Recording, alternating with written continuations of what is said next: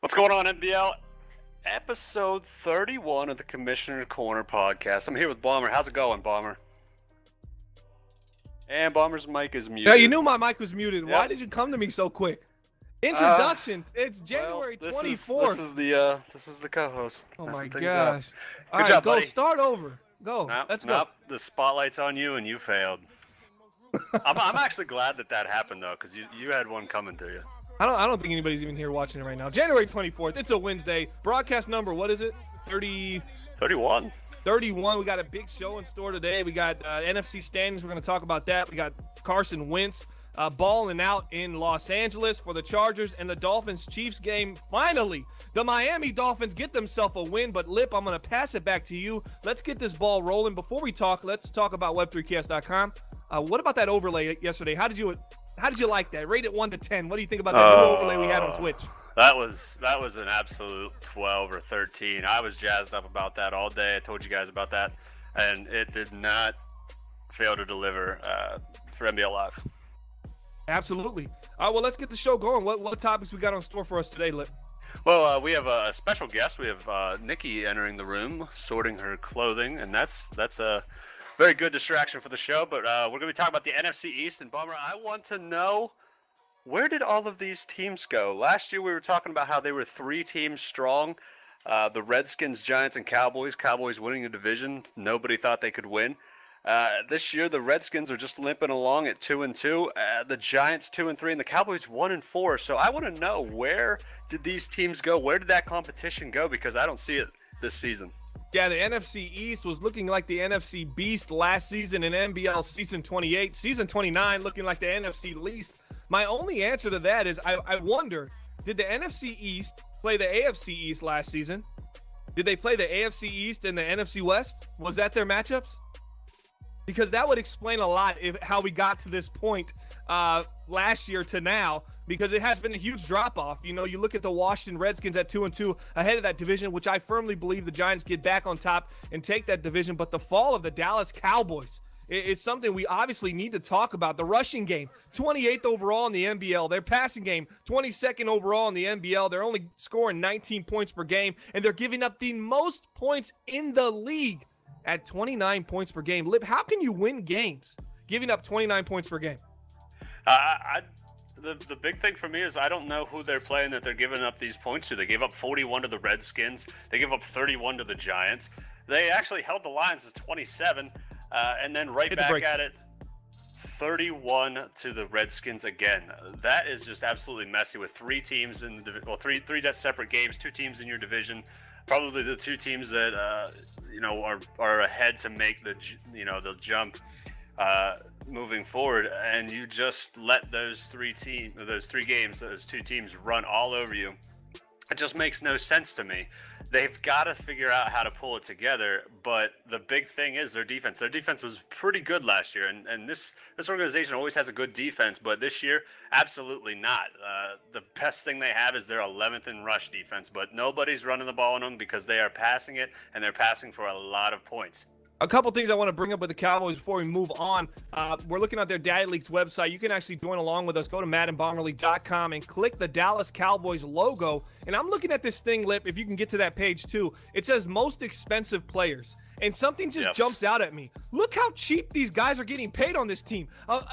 Dak Prescott, $10.49 million for a starting quarterback, arguably a top 10 attribute-wise quarterback in the league. Tyron Smith, one of the best linemen in the league, 8.89. Zach Martin, one of the best linemen in the league, 7.73. Michael Brocker, 7.39. DeMarcus Lawrence, a great defensive presence, 7.17. Where's all their money going? How do they only have $12.56 million free in salary? I don't understand. Do they have just a ton of players making between $5 and $10 million? Because I don't see that big boom contract where you got a guy making, $15 million or a couple guys making 15 plus. This team, man, it seems like they should have a couple more stars on this team and should have paid a couple players this offseason. Yeah, that's a great thing to look at. You always look at teams that have not a bad quarterback, but maybe an experimental quarterback where you're not sure if they're going to be great. Maybe they're a rookie. They're on that rookie deal.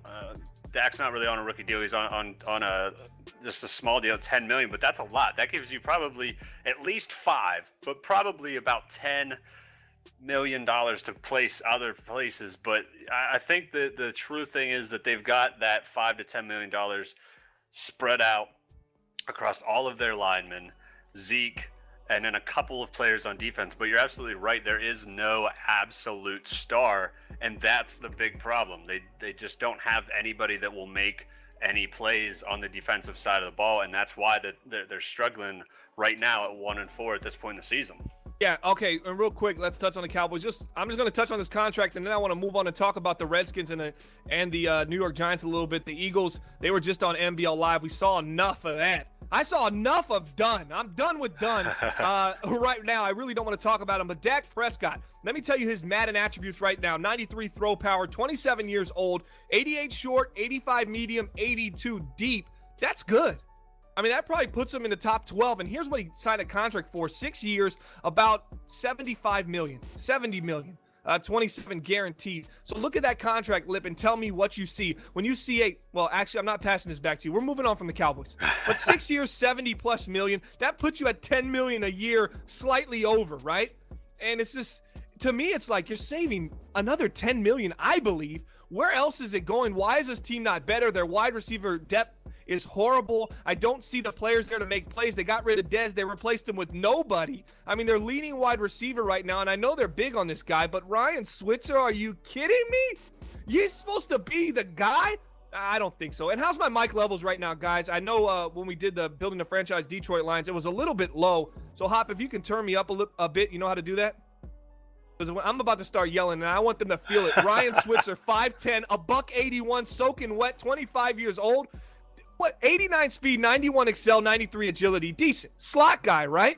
They got him playing outside as their number one. I don't like it at all. The New York Giants, team that got off to a slow start, I think they're going to actually be picking it up shortly. I don't want to spend too much time on the NFC East, but they're 2-3 right now, and they're coming along. Davis Webb, though. Let's grade Davis Webb a little bit, Lip, from an A to an F. This cycle, a guy that started off on fire. I mean, MBL season 26, 36 touchdowns, 17 interceptions, 124 QBR, a couple patches in Madden since then, and whatever he was doing got patched because he's 88 QBR, 98 QBR, and 86 QBR. What's going on with Davis Webb? This is just going to be simple, straight up. Davis Webb is not the long-term franchise guy. Wow. The very first season. He's 25, Lip. 6'5", 229, 25 years old. Let me read his attributes out. Let me put this in context real quick. I'm going to pause you. You're on pause, okay? 93 throw power, 90 short, 90 medium, 82 deep, 25 years old. All right, go. Why is he not the answer? And he has speed, 79 speed, 85. So if you need a run, he can do that too. That's the one thing that he has that probably most of his competition doesn't have, which, look at the ownership. We know that's a thing that they like. But Davis Webb just has not impressed me since that first season. And I think that first season there was a lot of things. There's a lot of, there's a lot of adjustment time. And I think that they either had a really good system or they just had him go out and sling it. But whatever they were doing then, they haven't done the last 3 seasons. And I'm looking at his numbers over the last 3 seasons. He went from 71% to 62, 66, 65. Yep. There's just something that I'm not seeing. Whenever I see that, I think that he's getting the ball. And we all know OBJ is really good at getting the ball, short yardage, taking it long. But now I think that they're trying to make him make more throws, more developed quarterback, trying to make him make those franchise quarterback throws, that he just can't do it. And that's why I think we're seeing this drop off. And look at the yards, 3,800, 3,400, 2,700. Just not taking, he's taking all the steps backwards and none of the steps forwards that you need to see in a guy that just got a contract that's going to put him there for 5 years, $60 million. That's a good contract for his type of quarterback, but I just don't think you're ever going to get anywhere outside of maybe the first round of the playoffs with him. And this was the MBL Most Valuable Player Season 26, unanimously voted by the committee as the #1 player in MBL Season 26.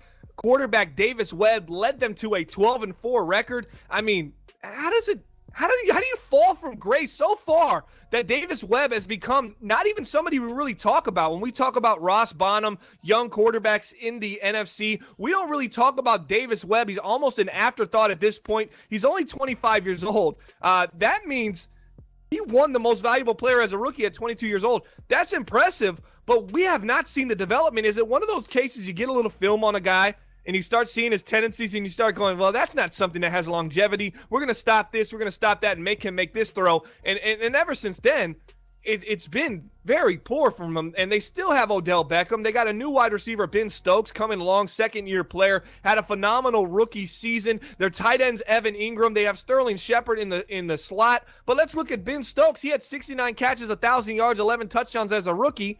6 games into this season. Or should I say 5 games. They had a bye week 4, I believe. This is a team that, is not utilizing him the way that they were last year. Only 2 touchdowns so far to start this year, and he hasn't had a touchdown in his last 3 games. So what's going on here? That's my concern in New York, and Washington still doesn't have an identity. So let's move on. What topic we have next? Well, I mean, that seems like to be the entire thing for this entire division. Dallas is a run team. Giants were a passing team, and the Redskins had no identity. But once you could figure out one thing or another, they were all easy to stop. But moving on, we're going to go to a guy, and this is an interesting topic because I have a theory that the Chargers, the Los Angeles Chargers, it doesn't matter who you have at quarterback. It doesn't matter at all, because if we look at last season, I believe they were 12-4. They were led by Cardale Jones and Jay Cutler, who threw for a whopping 3,000 yards, 15 touchdowns, and a much higher amount of picks that nobody really cares to talk about. And now you look at Carson Wentz. Everybody said this is their guy. I even said it. I'm afraid of the Chargers with Carson Wentz. They're going to be a complete football team now. 8 touchdowns, 6 interceptions. The Chargers are 5-0. So the question to you have my theory. The quarterback position doesn't really matter. The Carson Wentz player, the savior of the Chargers, is completely overrated because they are so dominant with their defense and their run game. Melvin Gordon's a monster. We know that. I don't think it matters. I don't think Carson Wentz matters to the Chargers. Yeah, I agree to the point where I say it doesn't matter in the regular season. He will matter in the playoffs, as they had a horrible playoffs. They lost to a division rival, the Oakland Raiders, who couldn't beat them in the regular season to save their life. But they come out in the playoffs. They get a new game plan against who was it last year? Jay Cutler? Yeah, Jay Cutler. So it was Jay Cutler last year. They get a game plan against him going into the playoffs, and they say, hey, man, we're going to see if he can make all the throws. We're going to put pressure on him, on the quarterback, and we're going to stay home. We're not going to we're not going to worry about the run game. We're going to let the run game eat, but we're going to see if Jay Cutler can make all the throws and he can beat us, and he couldn't. And they ended up losing. So, you look at it and say, oh, well, Carson Wentz isn't going to matter. Well, I mean, they think he matters. They didn't really pay him too much. There's another quarterback. Took a 4-year deal. And talk about a phenomenal signing for $34 million. You're making $6.68 million. This is the strategy of Gubb, the owner of the Los Angeles Chargers, former owner of the Washington Redskins. He doesn't pay quarterbacks, so does it really matter? I think it will matter in the playoffs. I think when you play a guy like Carson Wentz who can make all the throws, I think it kind of changes the dynamic of how you're going to approach this team. And any given day, as we saw what he did week 3 against the Atlanta Falcons, 325 yards, 4 touchdowns, no picks against a very, very good Atlanta Falcons defense, that is something you don't get from Cardale Jones or Jay Cutler. So if I'm Los Angeles right now, I'm thinking, doesn't matter what he does in the regular season. It's just his ability to make all the throws is going to change how a defense can defend you once the playoff time comes.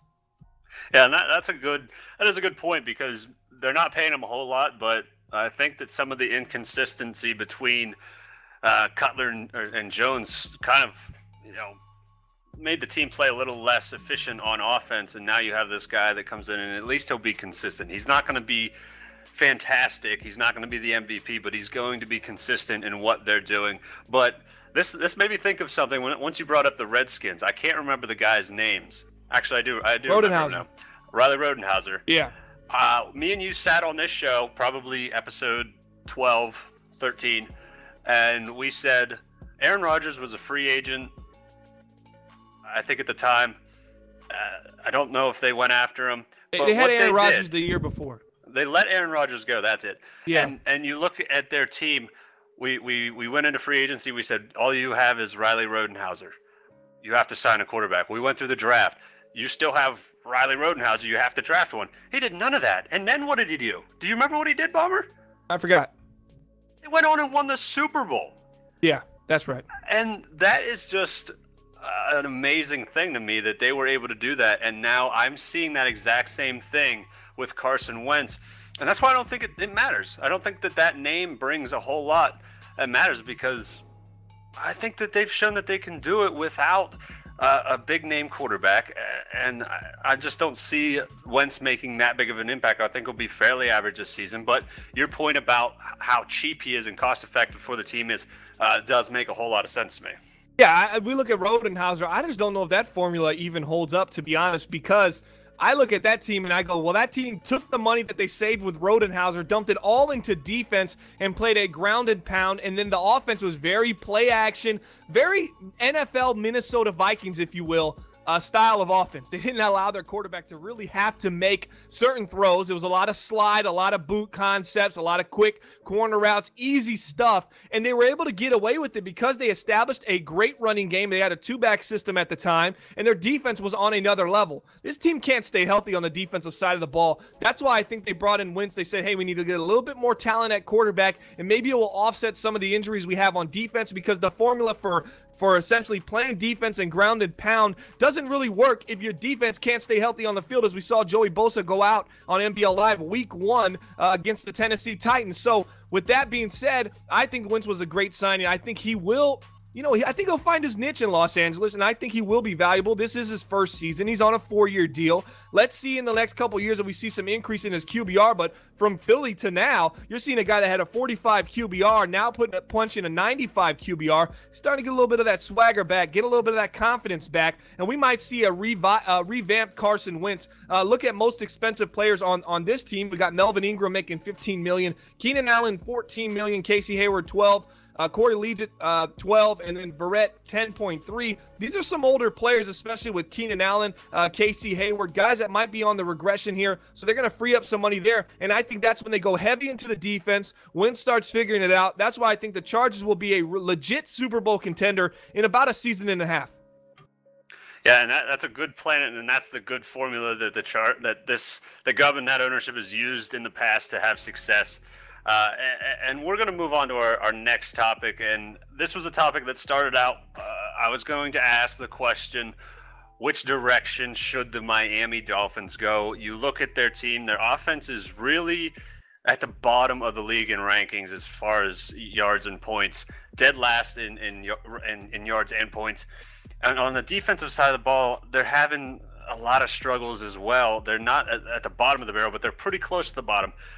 But at 0-5, I was going to ask the question, how do they rebuild? What's the direction that they go? But a certain something happened last night that I'm now changing the direction of this topic into. Was the 0-5 just a little rough start for the rookie quarterback? And after you go in and play a tough defense, we all know how tough Draco and the Chiefs defense can be. Was this the beginning, the start of the things clicking for this quarterback and this team, or is this just a bad week by the Chiefs, and are the Dolphins going to just continue a slide? A little bit of both. I don't want to go too far either direction, but one thing I do know is the Kansas City Chiefs, owned by owner Draco. He's brought in all the defensive gurus to help this team, defensive coordinator, linebacker coach, D-line coach, secondary coach. They got it all on the defensive side of the ball, but they are so inconsistent offensively, it's pathetic. And if their defense does not keep them in games, these kind of things happen in Kansas City, where they play teams that they're obviously better than, that they just end up losing to, and we're all left scratching our head going, what?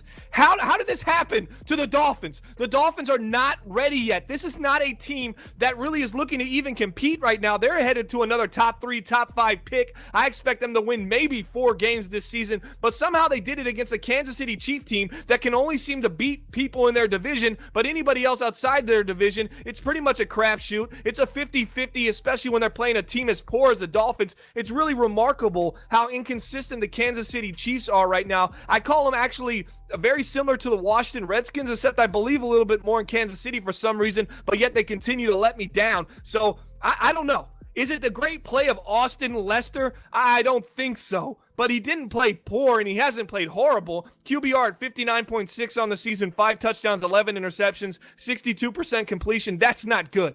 Top 5 pick, University of Wisconsin, 6'5", 230 pounds. I need more from him. 91 throw power, 90 short, 84 medium, 79 deep. He's got the abilities to be successful now.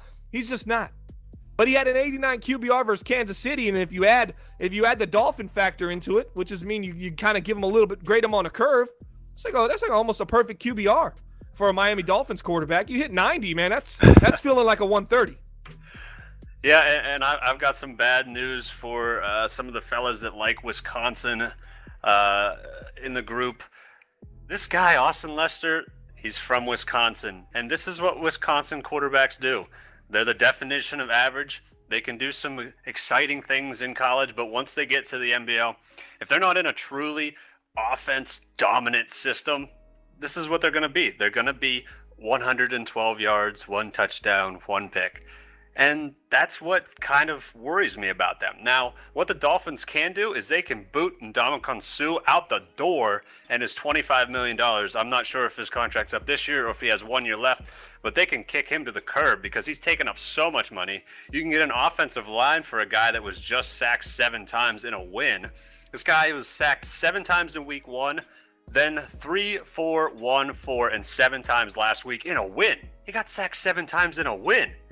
That's just not going to fly. So you have to kick Suh out the door, get some protection or some weapons for Lester, because this guy's not going to put the whole team on his back. He needs the money shifted from the defensive side of the ball to offense to help this team get better and start to make a run. Because in that division, I think that they could do it. But like I said, they just can't have money tied up in old guys that aren't really doing much for them. Yeah, you look at Ndamukong Suh. This is a guy making $25.87 million on a final year of his contract. They could have cut him this offseason and saved $17 to $18 million, but instead they decided, let's keep the 33-year-old defensive tackle who has pretty much nothing left to offer this team right now with what they need. They kept him in there. Their rushing rank, 32nd overall. Their salary cap available, $20 million. So there was another $17 million available. This team could have had $37 million salary cap free right now and could have made a splash in free agency. Instead, they decide to hold on to their cards, and I think they're playing big for next year. I expect them to have, what are they going to have, 25-20. We see another couple more expiring contracts. This team's going to have $60-70 million to play with Austin Lester at quarterback. That's going to entice wide receivers to come over. I don't think you're going to see the Devontae Parker, Jarvis Landry, Kenny Stills combination anymore. I expect a big-name free agent to come in, potentially a Julio Jones, maybe a game changer on that end, somebody at that level. Obviously not Julio Jones, but maybe somebody that has that kind of spark and that kind of athleticism, and they can really kind of create a dynamic offense and put points on the board, because honestly, their defense on paper isn't too bad, but their offense is horrendous. They're only scoring 12 points per game, 32nd in the league, passing they're 29th in the league, rushing they're 32nd in the league, and total yards are 31st. And that's horrible. That's pathetic. No run game. Paul Perkins is averaging 2.6 yards per carry. They brought him over here from New York. He hasn't been able to do anything. 50 carries, only 130 yards. That's pathetic.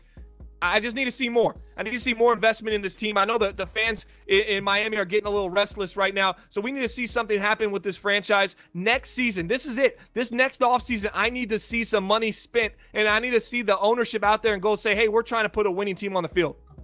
Yeah, I think if you could get a couple more points, like you said, 12 points a game is not going to cut it. But they only allowed 16 to the Raiders in week 1. Okay, so Pricey's in the chat saying the cap penalty was too much to cut Ndamukong Suh. Okay? The cap penalty was 7.58. His salary was 25.87. I'm not a math major here, right? But if I subtract that, Hop, I'd ask you to do it, but obviously you failed with math, simple arithmetic, multiple times on the live stream. I don't want to put you in that spot. But what's 25.87 minus 7.58? Somebody want to help me? 17 something. I'm letting Hop.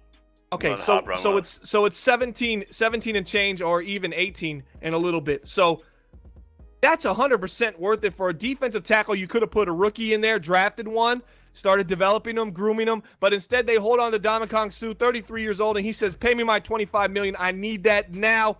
And it kind of put them in a hole. I thought they had an opportunity, but I think the free agency this next year is going to be really where they make their mark.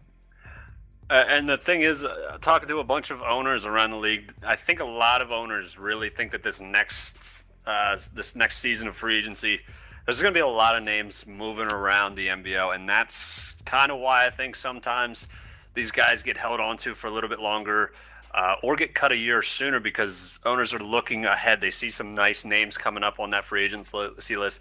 They hear about some dysfunction within organizations. They know certain players are going to walk, and that might be their plan. So they just kept Suh for this year, and then they're going to go into the free agency and let it rock. But we'll update you on this. Hopefully the Dolphins can figure it out. They have to figure something out on offense because they really the bottom of the league as in terms of yards per game, points per game. If they get a couple more points, they could be in a position to compete in that division. But I'm with Bummer. Next year, I think after free agency and another draft, I think this team can definitely compete. But that's it. We're done. Dolphins, hopefully Suh out the door. We're moving on to the final segment. That's the MBL Crossfire. Hop, do we have questions? Yeah, check the DM, clown. Do you haven't heard that cling, cling? 20 no, questions no, already been asked. I have my notifications off for that because I don't need someone dinging me every few seconds. Our producer's on one today. He's like, look at me, ding, ding, every little thing. We're looking at early MVP candidates. How good is the AFC West? Talk about the rookie quarterbacks and surprise teams. I actually wanted to talk about something that MBL superfan Jay Vine said about the quarterbacks. He posted a tweet about it not too long ago, a couple days ago. He talked about how none of these quarterbacks are really standing out or at least separating themselves from the pack, and the pack isn't looking too good. So being with that pack isn't necessarily a good thing. This quarterback class, Lip, boom or bust right now. Just an overall quick assessment. Obviously a too early to tell kind of evaluation. As far as all of the guys that went, all the hype around, 6 quarterbacks going in the first round, it's definitely a bust. By far a bust. But like you said, it's way too early to tell. A couple weeks, probably the next time we're on this show, we'll see who the real standouts are, who the guys that are struggling are. It's too early to tell anybody. You want to know how bad this quarterback class is? It's pretty. No, let's think how bad it is. I got Hops DMing us about his quarterback per usual. Gerberry, he tells us his stats. This is why he picked it. Exactly. So you're looking at week 6, right? If you take Gerberry's 4 touchdowns, 0 interceptions versus a Tampa Bay Buccaneers team, who they beat 38-10. Now they have 3 touchdowns, 6 interceptions, QBR's way low. So one good game at this almost midway point into the season is drastically affecting and influencing the QBR, the touchdown to interception ratio, because these quarterbacks have been so just. They haven't been bad, but they haven't been good, and they haven't shown signs of greatness outside of one game I see here from Gerberry. But the quarterback in San Francisco, Arsenio, Sapp, he looked good before he went down with injury. Yeah. I saw a couple good things out of him. This is a team that's 4-0 on the up and up. They're averaging 30 points per game. Can you believe it? And their defense has only given up 16. That points to points scored to points allowed differentials, one of the best in the league. It's at 14 points right now. That's big. I know their schedule hasn't been too hard, but here's the 3 games we got from Arsenio Sapp. 76 QBR in his debut against the Philadelphia Eagles, then a 117 QBR and a 102 QBR. He's currently at 95.8. That's 2 of his first 3 games. He's had over 100 QBR as a rookie. His completion percentage is at 69. I absolutely think this guy's going to be a stud. Plus, he's from Texas. What can you dislike about the guy? I agree. I think that Sapp is definitely the star of the class. I think that he has the best ownership. We've talked about it a million times. They have a defense. They have 2 wide receivers that they can put a quarterback into and not let him just completely fall off the face of the earth. So I think that that's a good move, and I think that Sapp will be the one for the long term. He will rise to the top in NBL, especially because of that division. So you think he's going to be better than Ben Roethlisberger, huh? Well, absolutely. Big Ben. He's on the pace. Big Ben. That guy's almost out the door. Dude shattered his back. Dude shattered his back and came back after 2 weeks. He was like, I'm bored. Yeah, so he 100% is about to get drug tested. And what's going to happen then, Lip? It's going to be more time out because there's no way nobody comes back from a shattered back. He must be using – and here's a plug. Brett Favre, Jerry Rice. He must be using that. What's that stuff called? That little compression wrap that they Wrangler jeans. No, Tommy Copperfit. Yeah, is Big Ben on that Copperfit? Is that how he's coming back so early? Is he extending his career, taking advice from Brett Favre on that NFL Network commercial we see 1,000 times if you watch the NFL Network past midnight to about 3 a.m.? Is he on the Copperfit? Because Copperfit is a banned substance in the MBL, but we know it provides a competitive advantage. I don't know if you've taken a look at Big Ben Roethlisberger, but getting one of those compression things to wrap around his McDouble-sized waist might be a tough thing. So I'm not sure that's it. I just think the dude has the heart and a passion to love and play for Pittsburgh until he's 45. So that's what we're going with. His throw power would be like... Oh, absolutely. If you're getting way too excited, his throw power would be about 70, man. You might want to switch him to a lefty at that point. He might have a little bit more juice left in the weak side arm at that point. What other questions we have in the chat? Potential MVP candidates right now. Man, that's tough. I haven't actually even thought about that. Looking at this stats real quick. It's still early. Yeah, they'll say Matt Stafford, 14 touchdowns, 1 interception. Man, and look at Marcus Mariota. He's thrown for 1,400 yards. He's only got 5 touchdowns.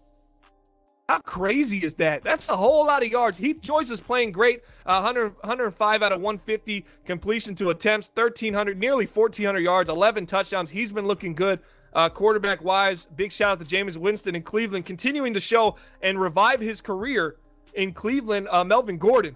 That's my pick. Had 3 big games so far. He's looked phenomenal.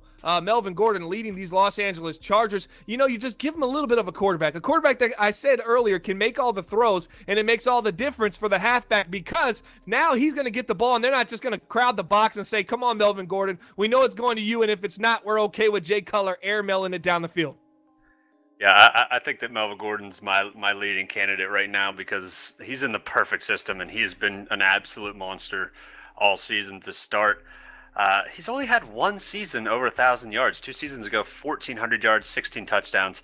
I'm looking for him to have a possible record-breaking season. I think that he could do it. As long as he stays healthy, he's probably my MVP vote. Yeah, comment in the chat right now. Sonny saying Stafford couldn't get it done. I think Stafford had 130 QBR yesterday. 130 in a loss. No interceptions. Defense got to be better. Defense got to be better. That's what you're going to look at that. Mariota, 0 touchdowns, 3 interceptions. He looked phenomenal. What's that? What are you saying? How many times has Marcus Mariota had a QBR over 100? Oh, this season? I'm going to go say 0. In his career. In his career. In his career, what? In the NBL since we started this cycle? Correct.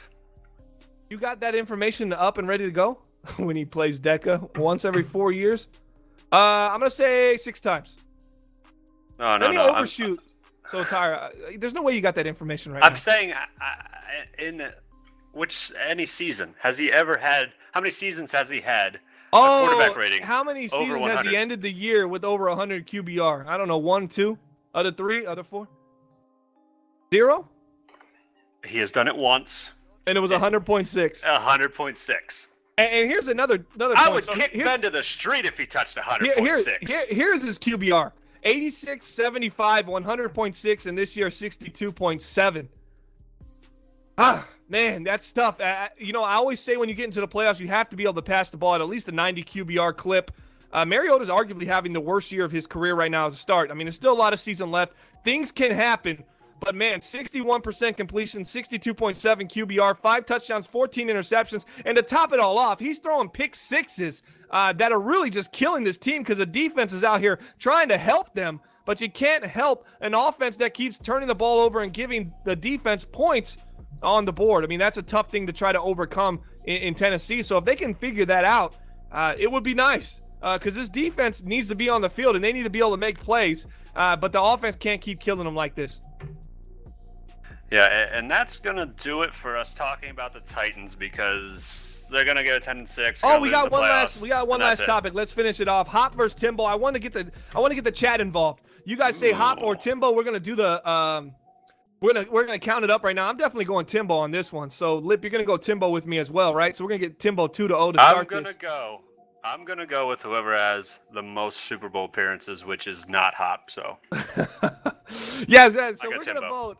Huh? What's? No. Stay on the air. Stay on the air. Let's count this up. Let's count this up. Timbo. Shadow Rose with the neither, of course. All right. That's not a Kyle. We're not gonna count hashtag a turtle. You're gonna have to say his name. That's an invalid response, but we know no. Turtle is acceptable. I accept okay, turtle. so we're gonna do turtle. What are we doing? Hashtag is there any turtle. kind of malnourished or lips? Is there a lips emoji that we can use for Hop there? But it doesn't matter. Everybody, I mean, Broncos got more votes right now than you got, Hop. Ouch. Nobody's going with Hop. Pricey took Hop because he's just disillusioned. He's delusional. He's out of the loop. He doesn't know what's going on. His favorite team is the Titans. What's that? Well, you voted for yourself with the lips, so that's like, man, that's disturbing. You can't count to 3. That's disturbing. All right, so he voted for himself. Is anybody gonna Lip? Why don't you count this up for us? I'm already losing. Okay, my totals have Timbo at 17, Hop at 2. Oh wow, so 17-2. It looks like Timbo's gonna take it. Maybe we'll get this game in a little bit of an exhibition on MBL Live. You'd be interested in that, Hop? Oh, hey, Hop said if there's money involved, he'll do it, but he doubts so because Timbo ain't got no money. That's what he just said. I know you can't hear him right now. Hop. You can't hear him right now, but he just said that on the screen, and I put that on everything. I put that on MBL. So are we going to put this and do this for money, like kind of a quick game, maybe an exhibition game before an MBL Live? We do a quick... Oh, he said he'll donate to the Turtle Fund, Timbo. A lot of trash being talked right now. I don't think this is fair because Timbo's not on right now. We can't hear him, but Hop says he wants to play you for money. They'll donate to a non-profit, maybe even the MBL. Who would know? I mean, Hop donating to the MBL, you think he does that? I don't know if he does that. Donates his time. Privates don't make too much money. We can't hold him for that. All right, so Hop versus Timbo. And we could even run a prize where everybody pitches in which side they think is gonna win. And the winners get paid out. What do y'all think about that? As long as the IRS isn't watching right now. What do you think, Lip? We could set that up as a little exhibition before we go into an MBL Live game. I think that is a splendid idea because a lot of people would tune in because, Hop, just not the most popular among the crowd today. This is a popularity contest, and you're losing to Timbo, so... what's that? Oh, you're preaching to the choir here. He said the best aren't popular, Lip. I think we know a little bit about that. Yeah, quite a bit, yes. All right, so here's what we're going to do. We're going to put this out there. I'm going to get with the network director, and we're going to see if we can do a little pregame action, a little exhibition action, let both of these guys pick whatever team they want, run a quick game, and we're going to run – the game's obviously not going to be on simulation. It's going to be on competitive mode. Who's got the best on the sticks? We got Hop. We got Timbo. They both think they're great. But which one's better? And we're going to find out. Oh, Timbo's not about that? He's not about that? Not a fan of quick games, but if it's what the people want. No. Timbo, you got to be all in or all out here. Because Hop said you're already starting to... He said you don't got no monies. And he said you got no money, no cojones. He said your stick skills aren't what you think it is. So let's put it to the test. Let's run it on MBL Live and run a little exhibition before the live. I'm going to get with the network director, and I'm going to try to smooth this over and see if we can make this happen because I think this will be an interesting game, and we'll have our guys be able to put money on both sides with a little bit of a payout, potentially an opportunity for that. But that's going to do it for the show. Lip, you want to close us out here? Yeah, absolutely. Thank you guys for joining us on the show. Always keep track of your producers because sometimes they will slide in things that just do not belong, like Hop sliding in his quarterback stats there. Thank you for joining us. What a weird outro. Why can't you just close the show? Hey, give us one of those lipisms, you know, where you like compare something. Yeah. Give us something real quick like that. I want to hear something like that. Let me tell us one time about how you said that's like shaving a bald man on the moon or something like that. No? Yeah. You got nothing, huh? It wasn't a real event. Oh, because it has to really make sense to you for you to be able to say it, even though it doesn't make sense. I don't get that. To do a lipism, it has to make sense to him, but it doesn't make any sense, so he can't do it on the spot. Just close this out. I apologize. Go ahead. Hey. Yeah. You shut up. Wow, this is getting weird. All right, I'm gonna close this out. All right, January 24th. This is gonna do it for episode number. What episode number is this? 31. This is episode number 31. Thanks for coming out, guys. Commissioner Corner Podcast. I hope you enjoyed the episode. Sorry it got weird at the end, but Timbo vs. Hop, let's see it. I want to see that in the chat when we get back to Group Me. Let's push for this. Let's tag OSU and say, let's make this happen. We can make this a nice charitable donation if we want to, and we can donate to a charity of our choice as well with the MBL. But let's get OSU involved and force his hand and make him have to see this game, because whoever wins is the best out of the two, and I don't want to hear nothing else about it. Thanks for watching Commissioner Corner Podcast. We'll see you next time in 2 weeks on this channel right here, the MBL Network.